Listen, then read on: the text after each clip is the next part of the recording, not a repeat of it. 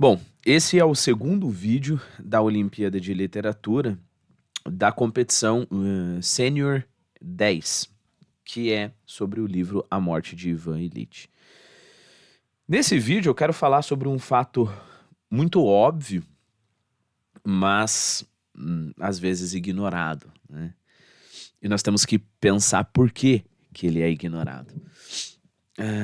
Este livro, surpreendentemente, ele fala sobre morte, correto? O nome do livro é A Morte de Ivan Ilitch.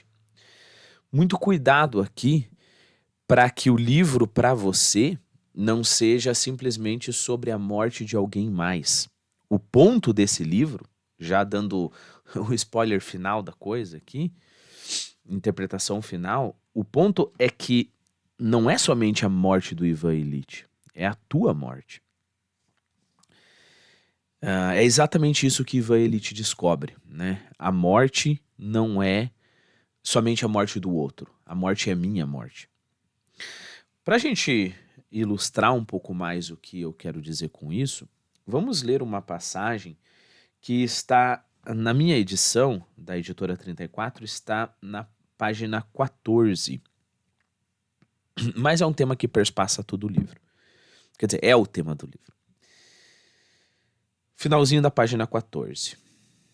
De repente, Piotr Ivanovich horrorizou-se com a lembrança do sofrimento de um homem que ele conhecera tão intimamente, a princípio como um menino alegre, um escolar, depois como um parceiro adulto no jogo. E horrorizou-se, não obstante, a consciência desagradável do fingimento dele e dessa mulher. Vamos enfatizar isso por enquanto. O fingimento dele e desta mulher. Dessa mulher é a viúva, né? Tornou a ver aquela testa, o nariz, que parecia comprimido, o lábio, e ficou com medo por si mesmo. 3 dias de sofrimento terrível depois a morte. Bem que isto pode acontecer comigo também, agora, a qualquer momento. Pensou e assustou-se por um instante. Mas imediatamente ele mesmo não sabia como, acudiu em seu auxílio a ideia. O tom não tá bom. Mas imediatamente, ele mesmo não sabia como, acudiu em seu auxílio a ideia costumeira de que aquilo sucedera a Ivan Ilitch, e não a ele, e que não devia nem podia acontecer-lhe. Que, pensando aquilo, ele se entregava a um estado sombrio de ânimo. Volto a enfatizar, é a tua morte. Olha o subterfúgio que ele usa. Pensando que aquela morte, a morte de Ivan Ilitch, poderia ser a morte dele mesmo, ele estava se entregando a um estado sombrio. Ou seja, é doença pensar que eu vou morrer. É doença pensar que eu, só porque eu sou mortal como Ivan Ilitch, vou morrer que nem Ivan Ilitch. Posso morrer como Ivan Ilitch. Então ele está tentando se convencer disso. O que não deveria fazer, como se constatava, não deveria fazer, ou seja, não deveria pensar sobre isso, né?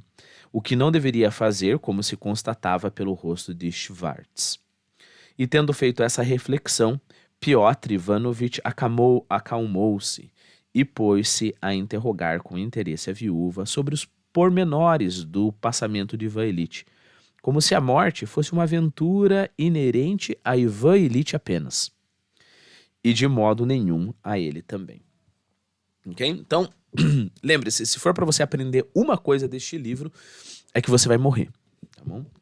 Então, é extremamente importante você saber disso, né? Talvez foi por causa disso que o Tolstói escreveu esse livro, para dizer para você, olha, você vai morrer. Parece a coisa mais óbvia do mundo, né? Ah, é claro que eu vou morrer, eu sou mortal. Mas perceba, a gente faz essa afirmação num nível, como é que eu posso dizer? Superficial. A gente faz essa afirmação no nível superficial. Ah, eu vou morrer, um dia eu vou morrer, todo mundo vai morrer, né? Uma coisa é pensar nisso, outra coisa é você se imaginar, é você saber que um dia você vai estar num leito de morte, se não for um acidente ou coisa assim. Perceba como vai dando um desconforto. Não sei se você já está começando a sentir esse desconforto. Fala, não, para, né? Como assim?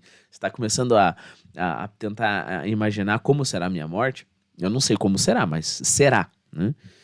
Então um dia você vai estar num leito de morte. E não sei se vai agonizar, não sei se não vai sentir dor, mas em um momento você vai dar o teu último suspiro. É esse o ponto, né? O que eu estou fazendo aqui, colocando essa diferença entre a morte como aquilo que é real e é teu, e a morte como este fato que é o outro, é só o Ivan Elite que morre, não você. Parece muito com a diferença que as caveiras são usadas hoje em dia e eram usadas, por exemplo, no final da Idade Média, num tipo de ideia cultural difundida que era a chamada de dança macabra, né? Às vezes era chamada de dança da morte.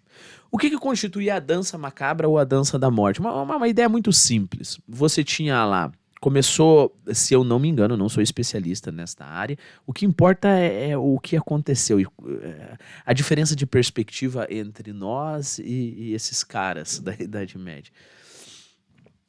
Então começou com um festival, uma dança, então são várias pessoas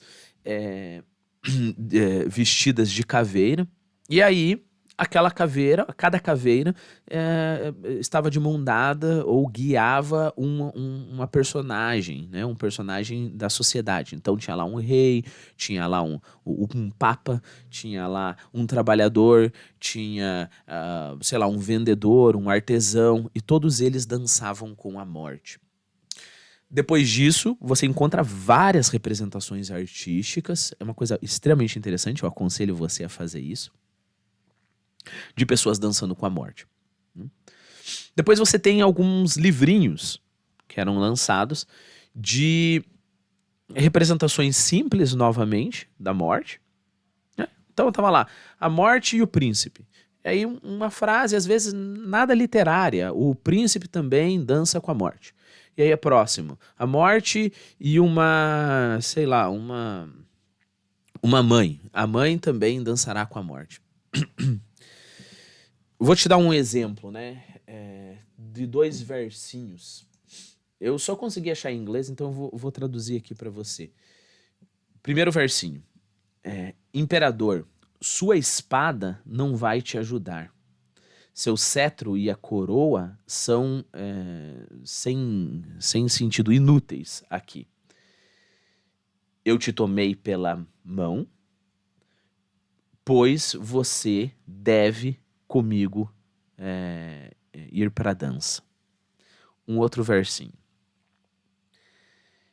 Eu tive que trabalhar muito e muito arduamente, vamos colocar assim. O suor estava escorrendo pela minha pele. Eu gostaria, no entanto, de escapar da morte. Mas aqui eu não vou ter nenhuma sorte. Ó, até rimou a tradução aqui. Hoje em dia tem muita caveira, né? Caveira pra tudo quanto é lado, né? Eu, por exemplo, tenho várias caveirinhas aqui. Não sei se dá pra ver, ó. Aqui tem 3 caveirinhas. Aquelas que tampam o ouvido, a boca e os olhos. Tem uma caveirinha ali... consigo aqui, ó, de um casalzinho, né? E é interessante porque você tem como comprar essas caveiras como o espírito normal de hoje em dia, né? Que é, olha, é bonitinho, ou olha como eu não tenho medo de caveira, então eu coloco as caveiras aqui para enfeitar. Então esse seria um primeiro modo de a gente usar a caveira hoje em dia. Um segundo modo é você dar a sensação de mauzão, né? Não, os piratas já faziam isso, né? Então eu trago a morte, né? Você é um motoqueiro lá com a tua jaqueta de couro e você tem uma caveira, né? Você gosta de Iron Maiden, né? É heavy metal, é caveira. Mas perceba, tem uma diferença essencial entre dizer que uma caveira é coisa bonitinha e você não tem medo de caveira, ou que você tem medo de caveira. Você percebeu? A gente está focando na caveira. Não é o ponto da dança macabra. A dança macabra, o ponto não é você olhar para uma caveira e falar se você tem medo ou não. O ponto é, você é um imperador, você vai morrer. Você é um trabalhador, você vai morrer. Você foi muito bom na sua vida, parabéns, você vai morrer. Você foi muito mal na sua vida, muito bem, parabéns, você vai morrer também. Percebeu a diferença? Uma coisa é a lembrança da morte que sempre tem que estar presente, né? Até numa festa, como se fosse uma festa de carnaval. Outra coisa é pegar o símbolo da morte, tirar o significado original dele. Afinal, é uma pessoa morta, uma caveira é uma pessoa morta, correto? E eu aposto que você tem uma caveira dentro de você também. E olhar aquilo como algo que pode causar medo e pode causar, sei lá, você pode gostar daquele objeto, né? Bom, então eu deixo essa reflexão para você. Eu não sei em que momento você está na leitura, mas repare como as pessoas, e mais do que todo mundo, o próprio Ivan Illich, foge dessa consciência da morte. Ou seja, da morte própria. Não que a morte não exista. É claro que a morte existe.